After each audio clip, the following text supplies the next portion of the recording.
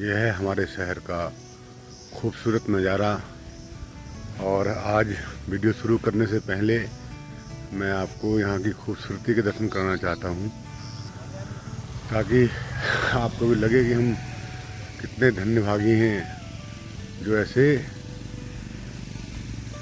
शहर में रहते हैं।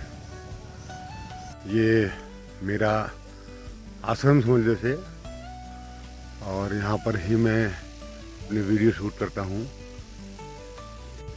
ये पेड़ मेरा दोस्त है, और यहाँ पर एक पेड़ और है, ये भी मेरा फास्ट फ्रेंड है, हेलो बोल दो।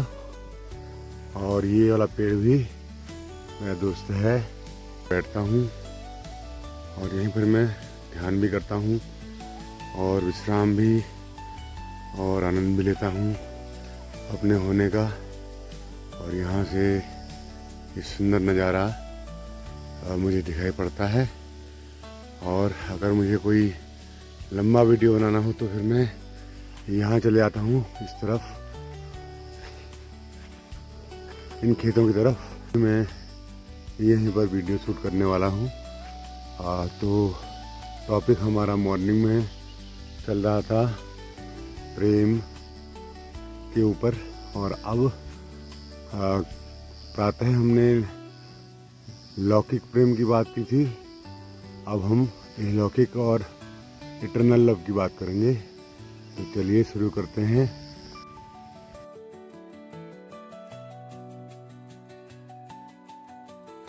तो पुनः सभी का स्वागत।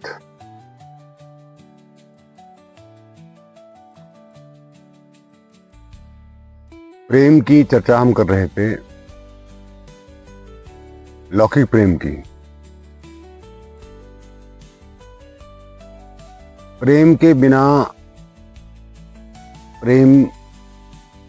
बिना मनुष्य का जीवन संभव नहीं है, चाहे वो लौकिक हो चाहे वो पारलौकिक प्रेम हो। जो शुरुआत है, जो पहली सीढ़ी है, वो लौकिक प्रेम ही है, जिसको मैं आज की दृष्टि में एक शब्द हो है उसके लिए प्यार, और उस प्यार को मैं व्यापार कहता हूँ। इसीलिए व्यापार कहता हूँ क्योंकि कहते हैं कि माँ और बेटे का जो प्यार होता है वो पवित्र होता है। माँ का, बाप का बच्चों से प्यार पवित्र प्यार होता है, पर मुझे वह केवल प्यार, उसके लिए मैं प्रेम शब्द नहीं दूंगा, प्यार शब्द दूंगा। वो प्यार है और व्यापार है, इसीलिए है क्योंकि माँ बाप बनने से पहले वो पति पत्नी होते हैं, और पति पत्नी बनने से पहले वो लड़का लड़की होते हैं, और एक दूसरे की तरफ आकर्षित होते हैं, और कामुकतावश शारीरिक अट्रैक्शन उनके बीच में पैदा होता है, और वो प्रतिक्रिया में लिप्त होते हैं, और फलस्वरूप उन्हें संतान की प्राप्ति होती है। तो इसके लिए उनका कोई सार्थक प्रयास नहीं होता, उनका उद्देश्य होता है कि काम क्रीड़ा का आनंद लेना, और फलस्वरूप उनको अस्तित्व की तरफ से भेंट दी जाती है बच्चे के रूप में। जब बच्चा छोटा होता है तो वो बहुत प्यारा होता है, उसकी बाल क्रीड़ाएं बहुत प्यारी होती हैं, और परेशान भी बहुत करता है, और उससे एक लगाव सा हो जाता है। लगाव लगाव आप समझते होंगे, अटैचमेंट, मोह, आदत। तो और फिर धीरे धीरे बड़ा होता है तो फिर उससे हमारी उम्मीदें बनने लगती हैं कि हमारे लिए ऐसा करेगा, ये अपना करियर बनाएगा, फिर हमारे बुढ़ापे का सहारा होगा, फिर ये होगा। और लड़का अगर कहीं गड़बड़ कर दे तो फिर कहते हैं कि इस औलाद से तो ना होती तो अच्छा था।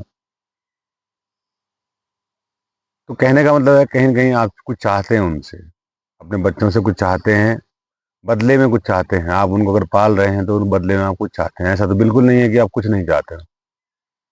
अगर आप कुछ नहीं चाहते हैं, केवल विशुद्ध रूप से उन्हें प्रेम करते हैं तो बात अलग है। लेकिन अगर आपकी उनसे कोई अपेक्षाएं हैं, कोई चाहना है, तो फिर वो प्यार है, और वो प्यार व्यापार है। तो अगर यही प्यार व्यापार है तो फिर बाकी प्यार की तो बात ही क्या करें। वो तो विशुद्ध व्यापार है ना। चाहे आप दोस्ती में आपका होता है, दोस्ती में भी एक दूसरे से आप मित्र बनते हैं तो गिव एंड टेक होता है, वही मेरे कभी दुख सुख में काम आएगा। कोई कोई न कोई आपका उससे स्वार्थ होता है। तो ये जो प्यार है, ये है व्यापार। जितने भी किस्म का प्यार आप जानते हैं। अब आते हैं प्रेम पर, जिसको मैंने महसूस किया है और मैं महसूस करता हूं प्रतिपल। प्यार, प्रेम के लिए सर्वप्रथम आपके हृदय में करुणा होना बहुत जरूरी है। करुणा समझते होंगे आप, दया भाव समस्त के प्रति, समस्त जीव जगत के प्रति, समस्त प्राणी जगत के प्रति, समस्त वनस्पति जगत के प्रति। अगर आपके अंदर करुणा भाव है, अगर आप पेड़ के, मैं एक पत्ता भी नहीं तोड़ता हूँ पेड़ का, मैं मच्छर भी नहीं मारता हूँ, उड़ा देता हूँ उसको और खाने देता हूँ। अगर मुझे लगता है दुबला पतला सा तो खा ले भाई, उसको भूख लगी है, मैं ये समझ पाता हूँ कि उसको भी तो भूख लगती होगी।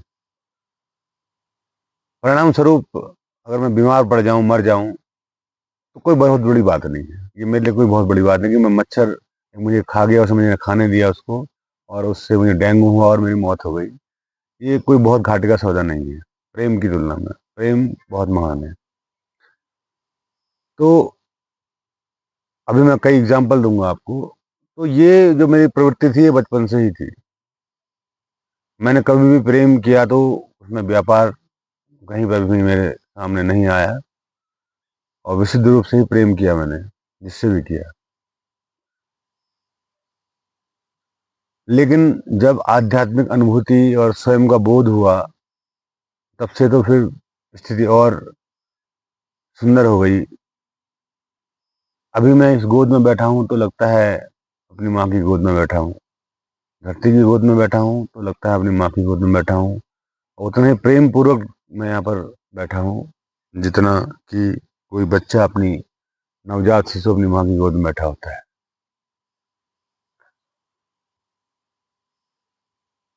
हर एक चीज से मुझे प्यार है, प्रेम है। जब भी मैं, मेरी नजर जहां भी जाती है, तो पहला भाव जो आता है वो प्रेम का आता है। दूसरा दूसरा भाव आता है कि वो पेड़ है या कुछ और है, या कुछ और है। उसकी पहचान बाद में होती है, पहले प्रेम का भाव होता है।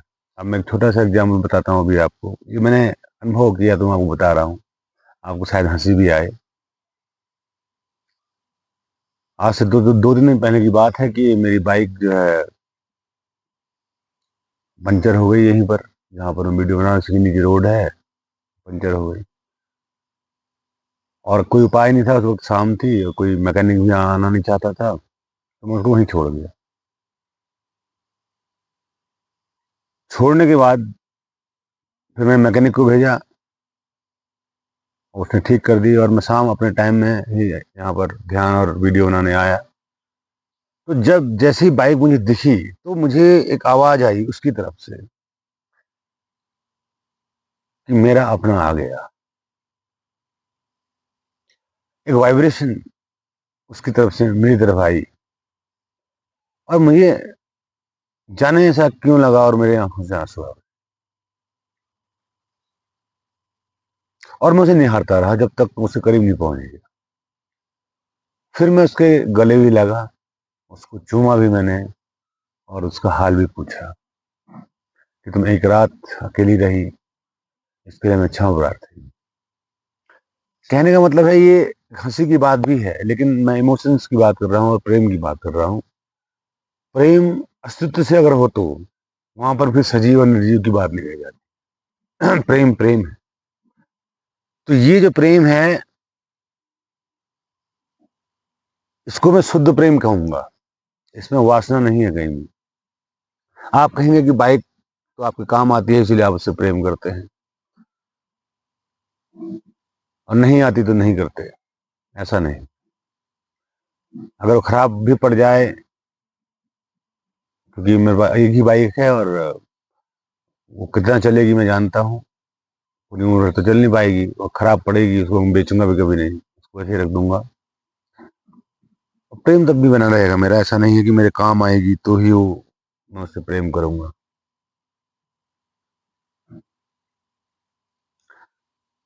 तो ये है अल्टीमेट चीज। और रही बात मनुष्य की और जीव मात्र की, तो वो तो है ही, उससे तो प्रेम मुझे बहुत है और सबसे है। किसी से मुझे नफरत नहीं है, किसी से मुझे वैराग्य नहीं, दुश्मनी नहीं है और विराग नहीं है, राग नहीं है, सिर्फ और सिर्फ प्रेम है। अब कई लोगों को ये लग सकता है, अब जैसे ये देखो, ये मेरे हाथ में छोटा सा कीड़ा आ गया, अब क्या इसका, इसको मैं ऐसे ही नहीं जो है वो करूंगा, इसको मैं प्यार से फूक दूंगा ताकि ये मरे ना। और कुछ काट भी रहा है, कोई दिक्कत नहीं है, उसको भी भूख लगी होगी, शायद दब रहा होगा। तो प्रेम की अनुभूति हृदय से, गहराई से तब होती है जब आपके अंदर करुणा का भाव उत्पन्न हो। और करुणा कब उत्पन्न होगी? जब आप स्वयं को पहचानोगे, जब आप स्वयं से प्रेम करना सीखोगे।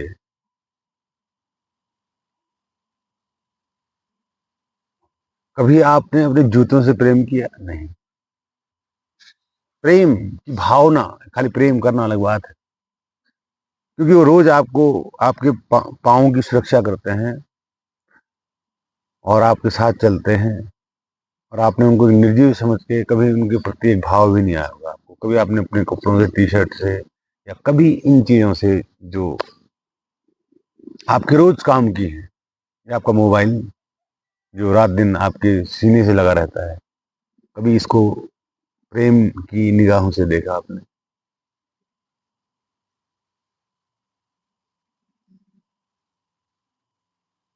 अब तुम्हारी जो प्रेम की परिभाषा है वो तो मैंने तुम्हें बता दी, बिजनेसमैन, बिजनेसमैन, प्यार वाली, प्यार नहीं व्यापार। और जो असली प्रेम की परिभाषा है वह समस्त और समग्र से प्रेम हो, और आपको स्वयं से प्रेम पहले पैदा हो। जब आपके अंदर स्वयं से प्रेम पहले पैदा होगा तभी आप अन्य से प्रेम कर पाएंगे। वैसे मेरे देखे अन्य तो कोई है ही नहीं, अन्य तो हमारा भ्रम है, अन्य तो हमारा भ्रम है, क्योंकि अगर आपकी इंद्रियां इतना ही देख पा रही हैं कि अन्य है, अलग अलग है, तो वो हमारा भ्रम है। लेकिन समस्त एक है, खंडित नहीं है, टूटा हुआ नहीं है, और समस्त में ही प्रेम है, और प्रेम से ही सारा जगत चलायमान है। तो उस समस्त को जानना, उस समस्त को प्रेम करना, ये थोड़ा सा ऊपर की बात हो जाएगी आपके लिए भी। लेकिन आप इतना भर समझ लीजिए कि आप शुरुआत करिए अपने आप से, अपने आप से प्रेम करना जानिए, पहचानिए। आप अकेले रहिए, अकेले रहिए, अकेले में अपने आप से गुफ्तगू कीजिए, अपने आप से बात करिए, अपने से दोस्ती करिए, तभी आपको अपने से प्रेम होगा। अपने आप को पहचानिए। जब आप अपने आप को पहचानेंगे, मौन हो जाइए, आंखें बंद कर लीजिए, कान के द्वार बंद कर लीजिए, बैठ जाइए और स्वयं से, स्वयं में डूब जाइए। जब आपको पता चलेगा कि अस्तित्व विराट मेरे ही अंदर है, मैं ही हूँ, तो फिर आपको बाहर कोई अलग दिखाई नहीं देगा। अलग दिखाई नहीं देगा तो फिर नफरत का तो कोई वजह ही नहीं बनती है। हाँ, सांसारिक रूप से कई चीजें गड़बड़ हो सकती हैं, आपको दिखाई पड़ेंगी तो, लेकिन जैसे माना आपको ये बोध हो गया, और मुझे, मैं यहाँ पर बैठा हूँ, कोई आगे माना कोई शराबी आ गया है, क्या बना रहे हैं वीडियो वीडियो, हट यहाँ से, तो ऐसा नहीं कि उससे नफरत हो जाएगी। वो वो अभी उस लेवल में नहीं है, वो ऐसा कह सकता है, तो मेरे लिए उसमें कोई बहुत बड़ी बात नहीं होगी वो कि ऐसा कह रहा है मुझसे।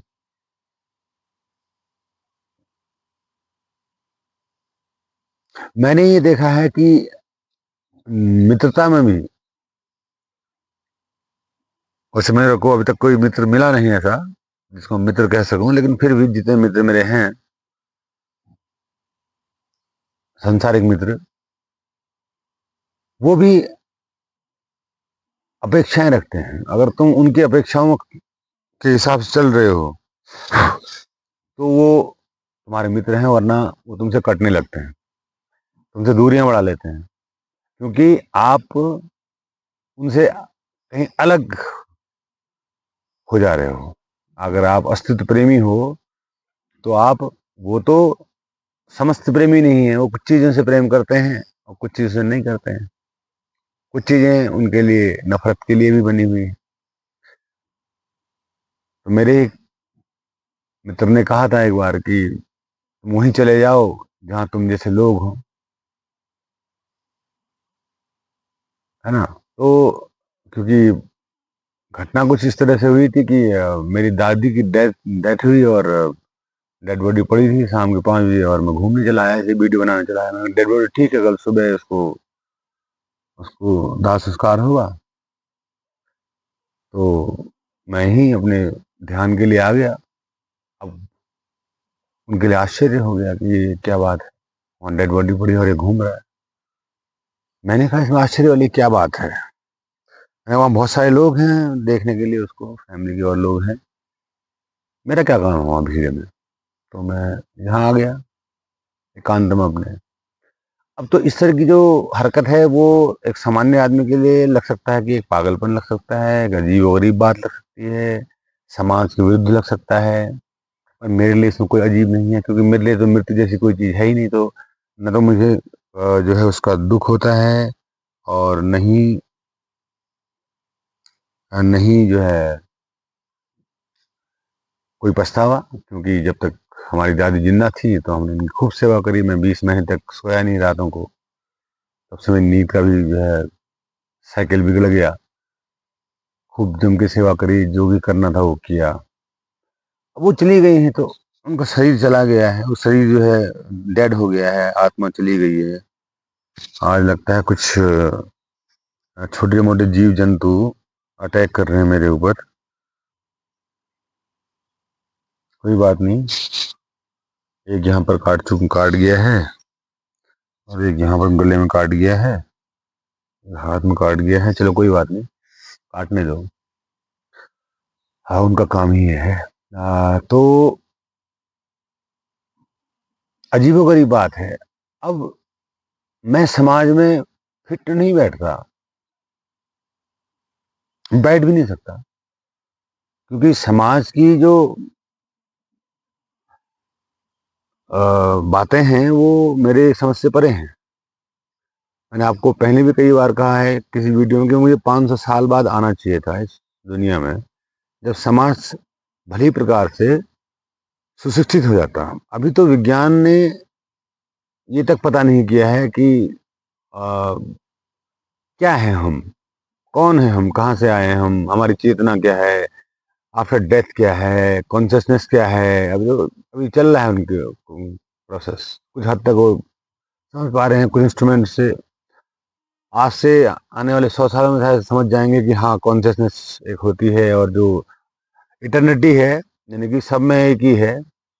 और जैसे अभी मैं एक वीडियो देख रहा था कि जो हमारी सेल होती है, सेल से लाइट निकलती है, हमारी जो सेल होती है ह्यूमन सेल, उससे लाइट निकलती है, उसमें एक एनर्जी होती है, वो दूसरी सेल से बात भी करती है, और अपने बातों को कहती भी है। और कोई, तभी तो हमारी बॉडी का सब सिस्टम चलता है ना। अब कम्युनिकेशन एक, ये समझ लो कि हम एक आदमी हैं तो हमारे अंदर अरबों खरबों आदमी हैं। हम एक आदमी हैं, हमारे अंदर अरबों खरबों आदमी हैं जो इस एक आदमी को चला रहे हैं। तो वो अरबों खरबों आदमी जब हम शरीर को छोड़ते हैं, जब, तो अब वो जो अरबों खरबों आदमी हैं वो डेथ नहीं करते, वो जो है ट्रांसफॉर्म हो जाते हैं, एनर्जी के दूसरे फॉर्म में ट्रांसफॉर्म हो जाते हैं। ट्रांसफॉर्म होने के बाद फिर नया सृजन होता है, नया सृजन होता है। लेकिन समाज में फैला है क्या, हमारे हिंदू समाज में खासकर, गरुड़ पुराण, वामन पुराण, शिव पुराण, है ना, इनमें लिखी गई दकियानुसी बातें हैं। और मुझे तो केवल अपने इस आर्य धर्म में एक ही बात अच्छी लगी, जो है उपनिषद। 11 उपनिषद हैं, उनमें जो बातें लिखी हैं वो मेरे को लगी कि हाँ, वो एक्चुअल बातें लिखी हैं। बाकी कुछ बातें पुराणों ना, सॉरी, वेदों में कुछ बातें ठीक लिखी हैं, और बाकी पुराणों में तो मुझे लगता है कोरी काल्पनिक कहानियां लिखी हैं और कुछ नहीं लिखा है।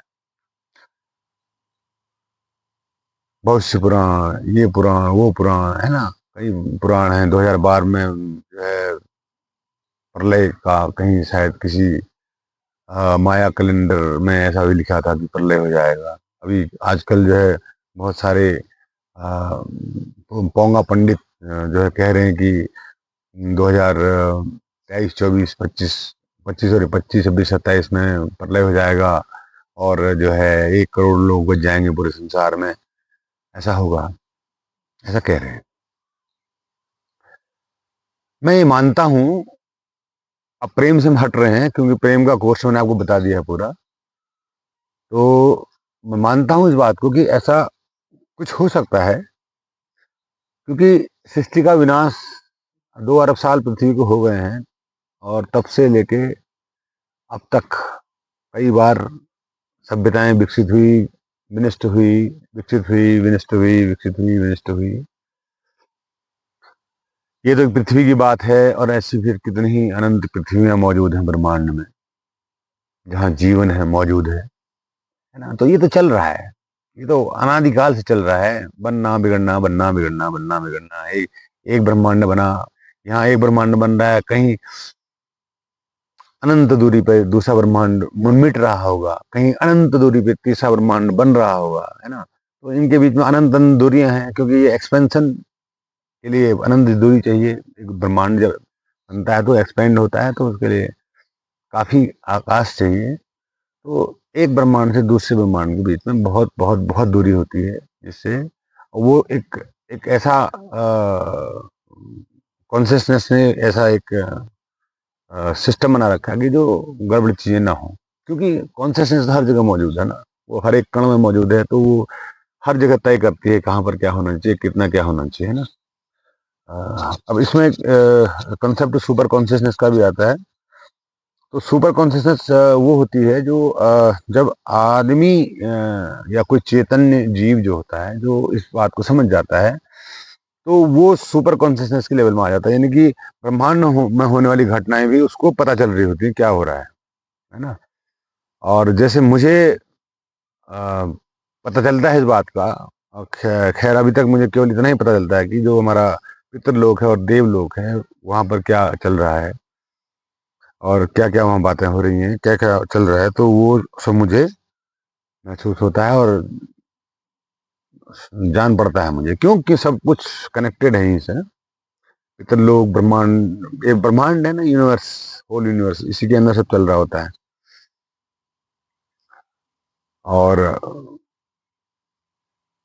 तो वो चीजें समझ में आती हैं, सामने आती हैं, क्योंकि सूक्ष्म रूप, अब देखो आप सूक्ष्म रूप में अगर जाएं तो सूक्ष्माति सूक्ष्म चेतना है, सूक्ष्माति सूक्ष्म है चेतना, मतलब इतना सूक्ष्म कि आकाश ही समझ लीजिए उसे, चैतन्य आकाश। क्योंकि आकाश में ही कोई चीज सूक्ष्म और बृहद हो सकती है, तो आकाश ही इसको अंतिम रूप से समझ लीजिए, चैतन्य आकाश। तो ये समझ लो कि जो आकाश तत्व है, चैतन्य आकाश, यही पूरे ब्रह्मांड को ऑपरेट कर रहा है। सारा ऊर्जा का खेल, सारा इंफॉर्मेशन का खेल, सारा जुड़ाव एक दूसरे से, सारी कनेक्टिविटी चल रही है। ये जो विचार आ रहे हैं मेरे दिमाग में, मेरे विचार कहीं से कहीं तक नहीं, कहीं से कहीं तक मैं नहीं बोल रहा हूं। इसीलिए एक बार कबीरदास ने कहा, मैं बांस की पोंगरी, मतलब सुर किसी और के हैं, सुर किसी और के हैं, सुर मेरे नहीं है। आप कहें कि अविनाशी अनंतर तुम बोल रहे हो, नहीं, मैं बोलने वाला होता तो कब के बोल दिया होता और क्या क्या बोल दिया होता, और लोग बोल रहे होते, सभी लोग बोल रहे होते। और मैंने कोई विशेष डिग्रियां तो हासिल की नहीं है, और पढ़ाई जरूर की है थोड़ा बहुत, लेकिन मैं कोई चीज पढ़ के नहीं बोलता, कोई चीज किताबों से नहीं बोलता, मैं बोलता ही नहीं। मैं यहाँ बैठ जाता हूँ, कैमरा खोल देता हूँ और स्वतः सब कुछ होता है, बस सीधी सी बात ये है। टॉपिक भी मैं नहीं सोचता, और मैं किसी चीज का ख्याल नहीं रखता, एडिटिंग फेडिटिंग और शब्द संयोजन ना। तो ये जो स्वतः होने वाली प्रक्रिया है, ये तभी घटित हो पाती है मनुष्य के साथ जब आदमी लगन से उस रास्ते में चलता है। मैं बचपन से ही लगन से इस रास्ते में चला। मैंने कहा मैंने क्या सोचा, मैंने ये सोचा कि भाई पैसा कमाना, इज्जत कमाना और स्त्री सुख भोगना, बच्चों का सुख भोगना, ये तो हजारों समय सालों से लोग करते आ रहे हैं, करते आ रहे हैं। क्या मनुष्य योनि में हम इसीलिए आए हैं क्या? मैंने कहा नहीं, इसीलिए नहीं आए हैं। तो क्यों आए हैं? पहले तो ख्याल था कि ईश्वर को जानने आए हैं, फिर कुछ पढ़ा तो बात आगे बढ़ी, ईश्वर स्वयं को जानने आए हैं। फिर यात्रा बढ़ी स्वयं को जानने की, बढ़ते बढ़ते बढ़ते बढ़ते बढ़ते स्वयं को जाना, स्वयं से मुलाकात की, स्वयं के चैतन्य को भी जाना, स्वयं के चैतन्य आकाश को अपने अपने से अलग करके भी देखा कि ये शरीर अलग है, ये मैं चैतन्य आकाश अलग हूं, ये भी देखा, सब देखा। तो फिर बचा क्या? फिर क्या बचा? कुछ नहीं बचा, सब जान लिया, हो गया सब, कहानी खत्म, किस्सा खत्म। अब मुझे बताने समझ में नहीं आ रहा है कि ये अस्तित्व बोल क्यों रहा है आजकल। बोल रहा है, वीडियो बना रहा है, बीच में नहीं बनाता है, बीच बनाता है, फिर नहीं बनाता है। मैं भी देखते रहता हूँ साक्षी की तरह, क्या हो रहा है क्या नहीं हो रहा है। आज सुबह ही वीडियो बनाया था, मैं तो सोच रहा था कि आज जो है कुछ नहीं बोलेगा, अब फिर आ गया बोलने के लिए। और प्रेम का ही संवाद था, और प्रेम का वो एग्जाम्पल जो बाइक वाला था, मुझे देना था, तो मैंने दिया आपको। और मैंने कहा कि गहरे से प्रेम करो, जब भी प्रेम करो निस्वार्थ प्रेम करो। ऐसा नहीं कहता मैं आपसे कि, फिर मैं लौट रहा हूँ, मैं ऐसा नहीं कहता आपसे कि आप काम वासना से दूर हो जाओ। काम वासना कोई पाप है? पाप नहीं है, काम वासना पाप नहीं है, लेकिन केवल काम वासना पाप है, केवल काम वासना पाप है ना। अगर पहली बात तो काम वासना में आप जब उतरते हैं तो आपको विधियां कुछ पता नहीं होती हैं, खाली एक सामान्य प्रक्रिया में आप उतरते हैं, ऐसा होता नहीं है असल में। काम वासना एक बहुत गहरा और सिस्टमेटिक तरीका होता है, जिसमें प्रेम के साथ आप काम वासना में उतर रहे हो। प्रेम भी कैसा दिव्य प्रेम, ऐसा प्रेम नहीं कि खाली चुम्मा चाटी कर लो और ये सब कुछ कर लो, प्रेम हो गया, गले मिल लो ना। फीलिंग्स हार्ट से आनी चाहिए, हृदय से। तुम्हारा जो प्रेमी है वो भी जागृत हो, तुम भी जागृत हो, तब तुम प्रेम करने योग्य होगे। एक भी दोनों में से सोया रहेगा तो प्रेम क्रीड़ा, वो काम क्रीड़ा असफल मानी जाएगी। और वही होता है, इसीलिए आपको बार बार उस काम क्रीड़ा में उतरना पड़ता है। नहीं तो प्रकृति आपको बच्चा पैदा करना है, एक दो बार काम क्रीड़ा में उतरो काफी है, जरूरत क्या है बार बार उतरने की। लेकिन आप सही ढंग से काम क्रीड़ा में नहीं उतरते हैं तो बार बार बार बार बार और हमेशा, ये इवन उम्र चली जाती है आपकी, आपके अंग शिथिल हो जाते हैं, फिर भी आपकी वासना नहीं जाती। और यहाँ तो छोड़ो, कई कई जन्मों तक वासना बनी रहती है। क्योंकि देखो, मैंने आपको पहले ही बताया था, दुनिया एक कक्षा है, क्लास है। यहाँ आप सीखने के लिए आते हैं। अगर आपने सीखा नहीं ना कोई लेसन ढंग से, तो वो लेसन आप तब तक पढ़ते रहेंगे जब तक आप सीखेंगे नहीं। तो अब आप सोचो, एक ही क्लास में बार बार फेल होना अच्छा लगता है?